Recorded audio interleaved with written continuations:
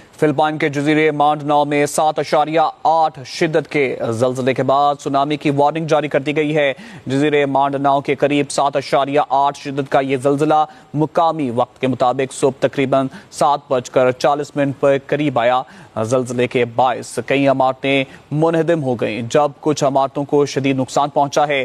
ज़लज़ले से 5 अफराद हलाक जबकि मुतअद्दिद के ज़ख्मी होने की इत्तलाआत हैं। फिलिपाइन के करीब समुद्र में आने वाली एक ताकतवर ज़लज़ले के बाद एशिया के मुख्तलिफ हिस्सों में सुनामी की वार्निंग जारी कर दी गई है। इंडोनेशिया के शुमाली मशरिक साहिली इलाकों के लिए भी सुनामी वार्निंग जारी कर दी गई है। सुनामी वार्निंग सेंटर ने खबरदार किया है कि फिलिपाइन के साहिली इलाकों में 3 मीटर तक बुलंद लहरें आ सकती हैं, जबकि इंडोनेशिया और मलेशिया के बाज़ हिस्सों में 1 मीटर तक लहरों का इम्कान है।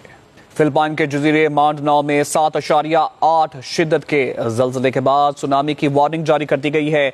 जजीरे मांडनाओ के करीब 7.8 शिद्दत का ये ज़लज़ला मुकामी वक्त के मुताबिक सुबह तकरीबन 7:40 पर करीब आया। ज़लज़ले के बायस कई इमारतें मुनहदम हो गईं, जब कुछ इमारतों को शदीद नुकसान पहुंचा है।